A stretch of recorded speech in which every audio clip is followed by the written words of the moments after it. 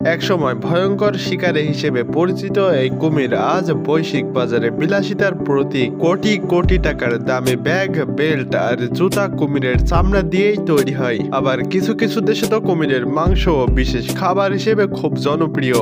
আজ আমরা জানবো আসলে কিভাবে আধুনিক পদ্ধতিতে কুমির চাষ করা হয়, আর কেমন করে হাজার হাজার কুমির ফার্মে জন্মায়, বড় হয় আর প্রসেস হয় এই বিশাল শিল্পের জন্য।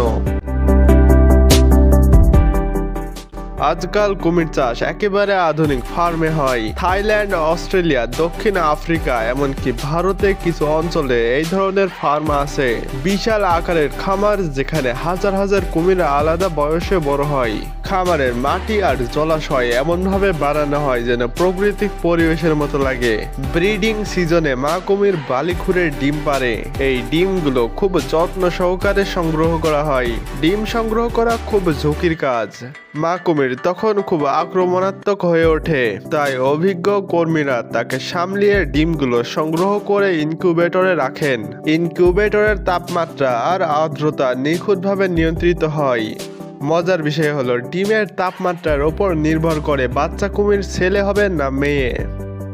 এরপরে হ্যাচিং ও নার্সারিং পদ্ধতি।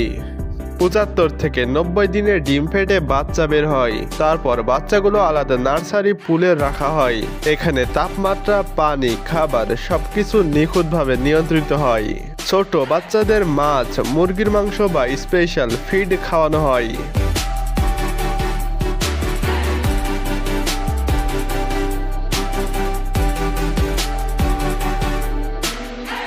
এবং এই কুমিরগুলো ধীরে ধীরে বড় হতে শুরু করে।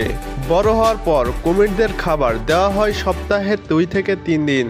এদের খেয়াল রাখতে হয় যেন ওরা বেশি মোটা না হয়ে যায়, কারণ কুমিরগুলো মোটা হয়ে গেলে মাংস আর চামড়া নষ্ট হয়ে যায়।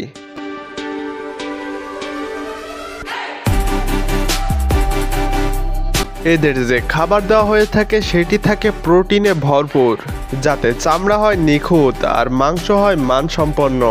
২ থেকে ৩ বছরে যখন কুমির বাণিজ্যিক আকারে পৌঁছায় তখন তাদের জবাই করা হয়। তবে এটি করা হয় মানবিক পদ্ধতিতে। প্রথমে বৈদ্যুতিক ছক বা স্টান্ট দিয়ে অচেতন করা হয়।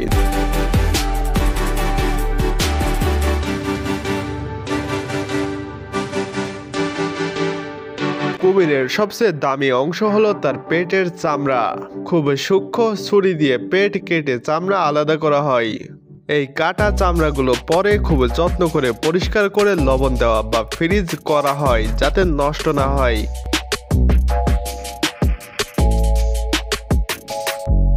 এরপর ট্যানারিতে গিয়ে রং, পলিশ এবং প্রক্রিয়াজাত করা হয়। এই চামড়া দিয়েই বানানো হয় লাখ লাখ টাকার হ্যান্ডব্যাগ, বেল্ট, জুতা।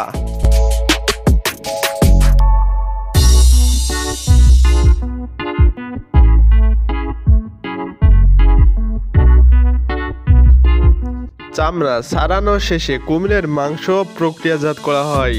বাংলাদেশের মতো দেশে কুমিরের মাংস খাওয়া একদমই প্রচলিত নয়। অনেকেই তো এটা ভাবতেই পারে না।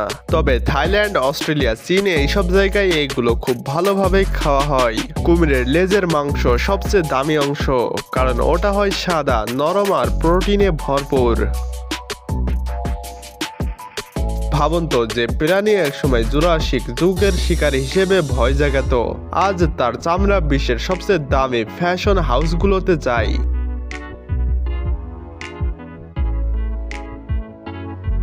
কুমির চাষ এখন শুধু রিস্ক নয়, এটি বৈজ্ঞানিক নিয়ন্ত্রিত কোটি কোটি টাকার শিল্প।